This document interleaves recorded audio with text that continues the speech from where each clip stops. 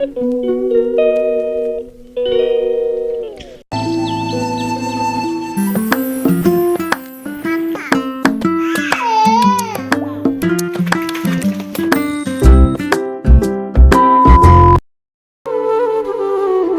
বন্ধুরা, welcome back to my channel. আমার চ্যানেলের নতুন একটা ব্লগে তোমাদের অনেক অনেক ওয়েলকাম।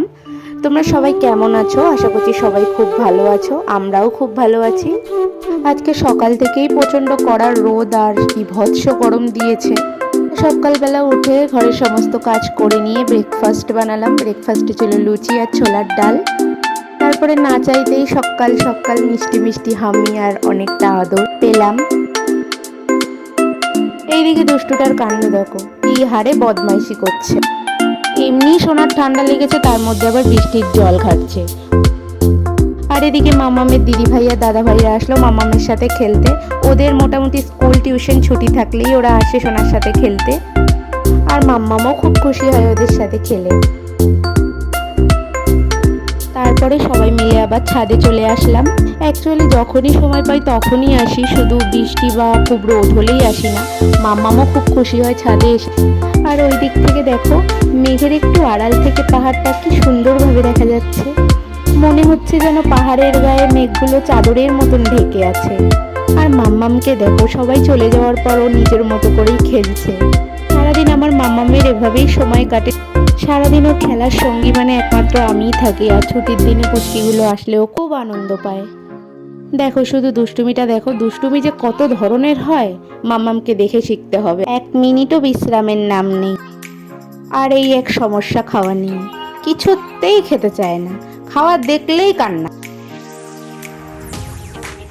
মাম্মামের এই টাইমটা খুবই ফেভারিট একটা টাইম। অবস্থা দেখো, একটা পাতা দুজনেরই লাগবে। সন্ধ্যেতে সোনার সাথে একটু সময় কাটানো, একটু খেলা, একটু মজা, অনেকটা আদর আর ভালোবাসা। আর এদিকে এতটাই গরম যে বড়দের অবস্থা তো খুব খারাপ হচ্ছে, তার সাথে ছোট ছোট বাচ্চাদের অবস্থাও খুব খারাপ হচ্ছে। ওই জন্য মামামকে তাল মিষ্টির জলটাই এখন খাওয়াই। এদিকে পেটটাও ঠান্ডা থাকবে আর শরীরটাও ভালো লাগবে। আর খাবারটাও বেশি হালকার ওপরেই রাখার চেষ্টা করি, গরমের ইচ্ছেও বেশি কিছু দিই না। প্রতিদিনের খাবারে সবুজ শাক সবজিটাই বেশি রাখার চেষ্টা করি। আর মুসুরির ডাল আর ডালের জলটা তো রেগুলার থাকেই। আমি জানি না এটা শুধু কি আমার সাথে হয় না সবার সাথেই হয়। এইটুকু খাবার খাওয়াতে পাগলের মতো অবস্থা হয়ে যায় আমার, তাতেও এক ফোঁটা খেতে চায় না। একটু খাবার দেখলেই যেন ওর অনেক সমস্যা দেখা যায়, কান্না পায়, শুতে ইচ্ছা করে, আর যে কত কিছু ওর করতে ইচ্ছা করে। আমার তো মনে হয় বাচ্চাদের সাথে মায়ের এই যুদ্ধটা দেশেও মনে হয় এত যুদ্ধ হয়নি। কি বাকি রাখিনি, সব কিছু করে ফেলেছি, শুধু পাগল হওয়াটা বাকি আছে। তাহলে যদি একটু খায়। তারপরে এত যুদ্ধ করে খাওয়ানোর পরে যদি এরকম একটা জিনিস করে, তাহলে কার না মাথাটা গরম হয়। শরীরের সব পরিশ্রম, সব এনার্জি দিয়ে দিয়ে এত কষ্ট করে খাওয়ানোর পরে যদি সব একেবারে বের করে দেয়, তাহলে মাথাটা কার না গরম হয়। তবুও কিচ্ছু বলিনি, চুপ করেছিল। লাস্টে ওর মুখটা দেখে হেসেই ফেললাম। তারপর মাম্মামের পাপা বাড়ি আসলো, ওর পাপার জন্য চা বানালাম। আর এই গরমে তো আমার চা খেতে একদমই ভালো লাগে না, যদি একটু বৃষ্টির ওয়েদার থাকে তাহলে খুবই ভালো লাগে, তাই ওর জন্যই শুধু বানালাম। আর এদিকে রাতেরও রান্না বসিয়ে দিয়েছি।